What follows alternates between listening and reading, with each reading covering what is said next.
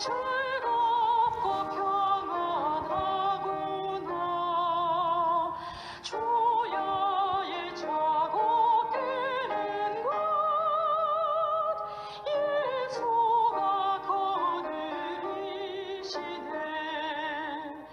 주 널 항상 바라시고 널 친히 거느리시네. 주 널 항상 바라시고 널 친히 거느리시네. 때때로 괴로움 당하면 때때로 기쁨 누리네. 풍파 중에 지키시고 평안히 인도하시네. 주 널 항상 바라시고 널 친히 거느리시네. 주 널 항상 바라시고 널 친히 거느리시네.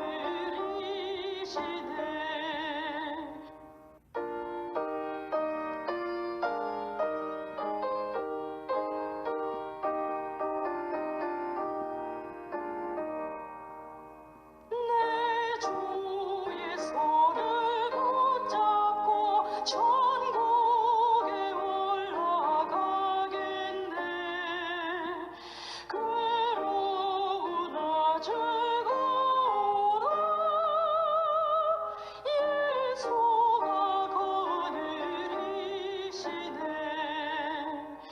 주 널 항상 바라시고 널 친히 거느리시네.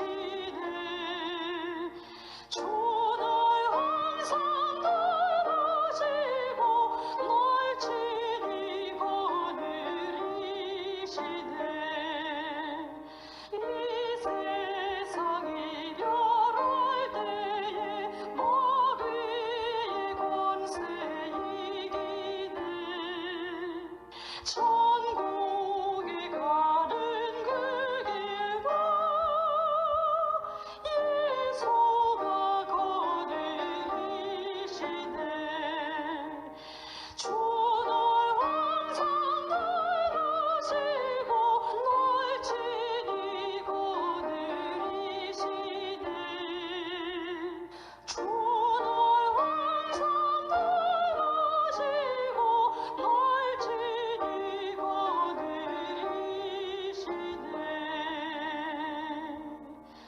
아멘.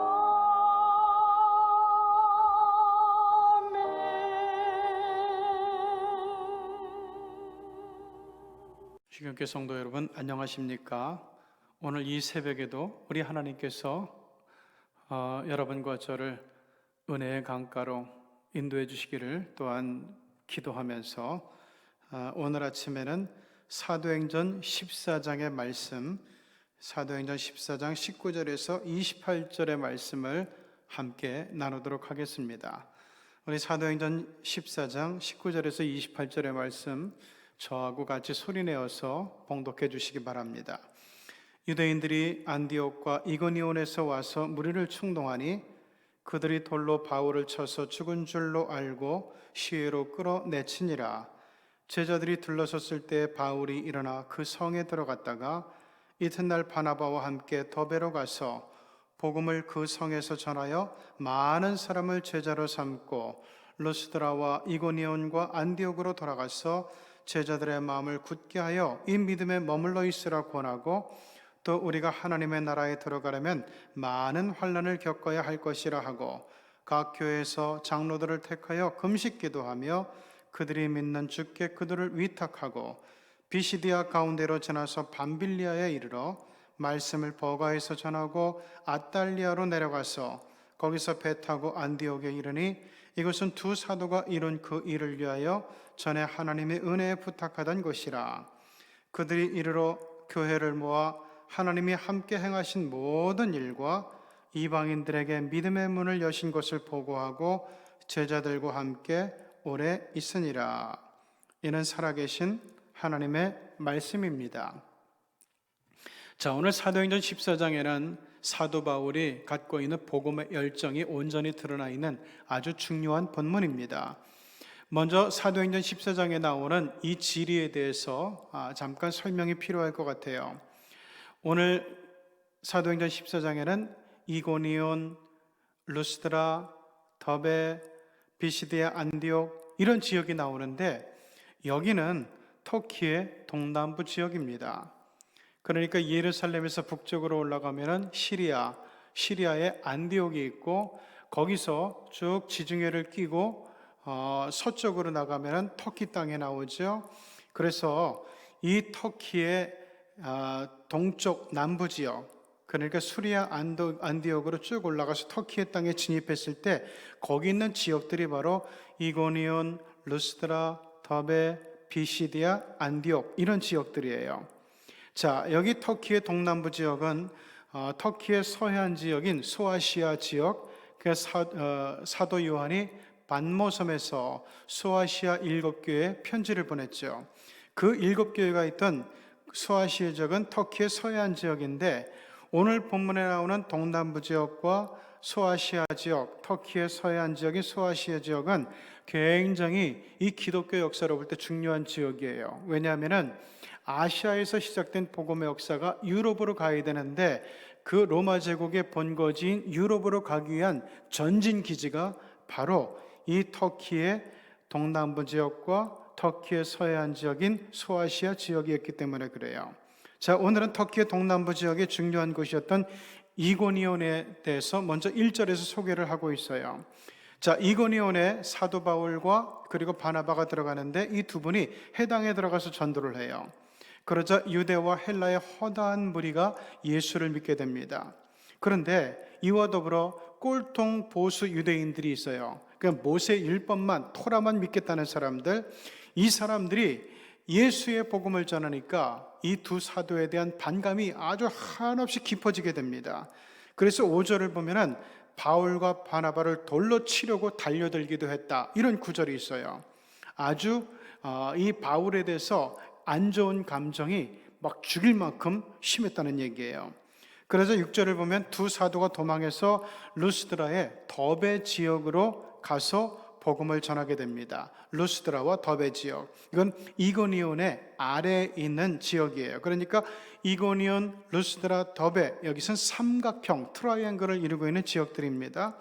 여기서 복음을 전하는데 그때 루스드라에는 8절을 보니까 나면서부터 걷지 못하는 안진뱅이 남자가 있었고 이 사람이 바울이 복음을 전할 때 9절을 보니까 바울이 말하는 것을 들어요. 열심히 들어요. 그러면서 바울이 가만히 그 사람을 보니까 이 복음을 전했는데 이 복음에 대한 믿음이 그 사람에게 작용하는 것을 보게 됩니다.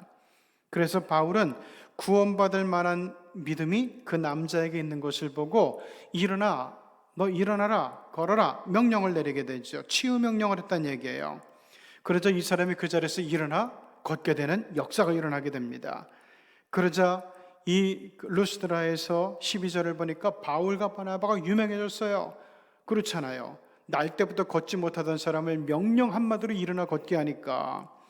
그러니까 그 당시에 그 그리스 지역에서 그리고 로마 지역에서 최고의 신이 뭡니까?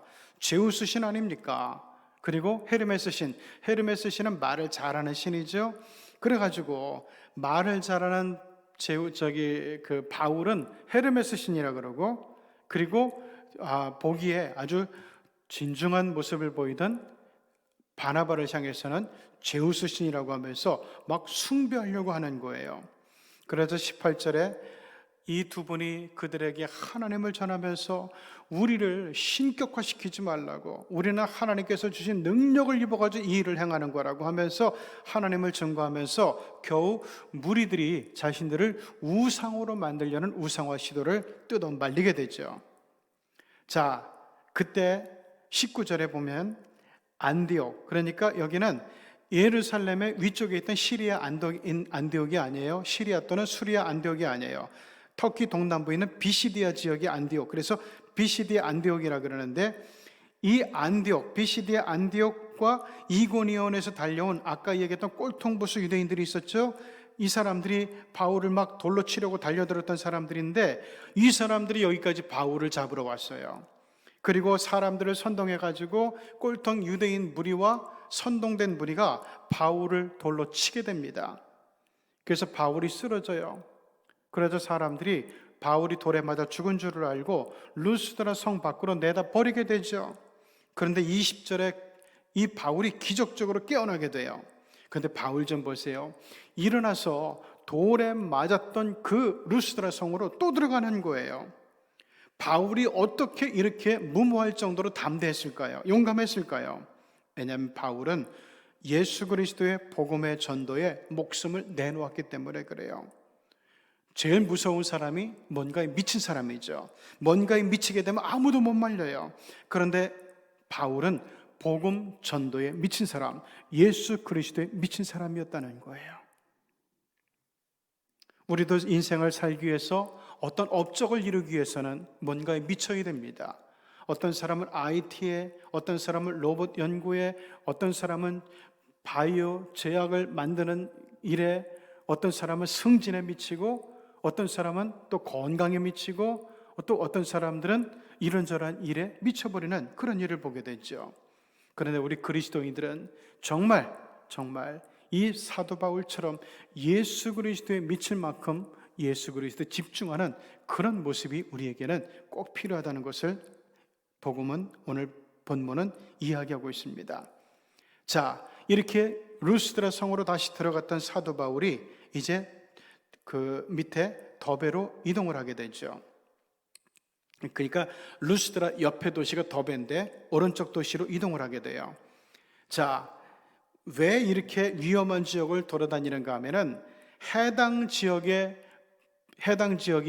유럽으로 복음이 들어가는 일에 있어서 여기를 거쳐야만 되는 곳이기 때문에 여기가 막히면 더 이상 복음이 유럽 대륙으로 나아갈 수 없기 때문에 목숨 걸고 그 지역을 뚫으려는 거예요. 그 복음의 전진 기지였던 거죠.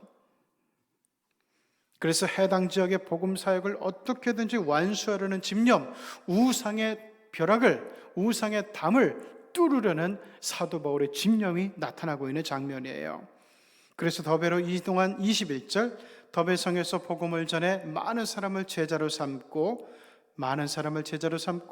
위험천만한 곳이었던 루스드라, 이고니온, 안디옥으로 다시 들어가요. 왜 그랬을까요? 여기 가면 자칫하면 또 돌에 맞아 죽을지도 몰라요. 간 이유는 하나, 거기서 박해받는 제자들을 격려하려고 그 위험을 감수했던 거예요. 이게 사도 바울입니다. 내가 복음을 전했으면, 내가 누군가의 복음을 전했으면 책임을 지겠다는 자세를 우리는 사도 바울에게 배워야 돼요. 이것이 하나님께서 기뻐하시고 하나님께서 능력과 권세와 칭찬과 존귀함을 하사하시는 사람의 영성입니다. 24절, 비시디아에서 이제 그 일을 다 하고 복음을 전하고 제자들을 위로하고 격려하고 믿음 위에 든든히 세워주고 24절, 비시디아에서 밤빌리아로 계속해서 이제 바닷가로 나가는 거예요. 거기서 버가에서 또 복음을 전하고 아탈리아 항구로 가서 배를 타고 수리아 안디옥, 예루살렘 위에 있는 도시로 가게 되죠. 그리고 이 수리아 안디옥에서 선교 보고를 하는 장면이 나오는데, 왜냐하면은 여기가 이방 선교의 총본산이었어요. 예루살렘이야 사도들이 있잖아요. 거기서 이스라엘 선교, 이스라엘 전도는 거기서 담당했던 거고, 사도 바울은 이방의 첫 관문이었던 이 수리아 지역, 여기에서 복음을 전하면서 이방 선교의 베이스 캠프로 활용했고, 다시 이제 이곳으로 돌아와서 그곳에 있는 형제들에게, 자매들에게 복음 선교의 보고를 하게 된 거예요. 첨언하자면은 수리아 안디옥은 굉장히 큰 도시였어요. 로마 동방에서 아주 굉장히 큰 도시였고 중심적인 도시였는데, 여기에는 예루살렘까지 관할하던 로마의 총독부, 로마의 동방 지역 총독부가 있는 곳이 바로 수리아 안디옥이었어요. 그래서 빌라도를 비롯한 총독들은 여기 있다가 저기 유대에 내려와 가지고 일을 마치게 되면은 다시 수리아 안디옥으로 올라가서 거기서 동방 지역의 사물을 보기도 했던 그런 곳이었습니다. 자, 이렇게 사도 바울이 목숨을 걸고 예수를 위해서, 복음을 위해서 목숨을 내놓고 복음을 전도했는데, 이 복음을 전도했다는 사실이 이제 예루살렘에도 알려지게 되고, 그 다음 장에서는 이 사도 바울 일행이 예루살렘으로 가서 사도들과 만나는 장면이 나오게 됩니다. 우리 내일도 기대하면서 오늘도 예수를 위해서, 복음을 위해서 열정을 갖고 살아가는 가운데서 하나님께서 지혜와 청명과 능력과 권세를 허락하시는 은혜의 하루가 되기를 주님의 이름으로 축원합니다. 기도하시겠습니다. 우리 하나님의 은혜 감사합니다. 하나님 아버지, 오늘도 우리 사랑하는 주의 백성들을 기억하사, 특별히 시경의 교우들을 기억하사, 하나님 아버지, 오늘도 코로나를 비롯한 이 세상의 위험에 노출되지 않게 도와주시고, 하나님께서 눈동처럼 지켜주시고, 하나님께 성령의 검으로 막아주시고, 오늘도 이 믿음 안에서 능력과 권세와 지혜와 총명을 가지고 승승장구하는 하루가 되게 하여 주시옵소서. 좋은 사람들 만나게 도와주시고, 좋은 환경을 만나게 도와주시고, 좋은 기회를 만나게 해주시옵소서. 그런 가운데서 하나님과 사람들 앞에서 정말 존귀함을 더해가는 복된 하루가 꼭 펼쳐지게 하여 주시옵소서. 예수님의 이름으로 기도드리옵나이다. 아멘.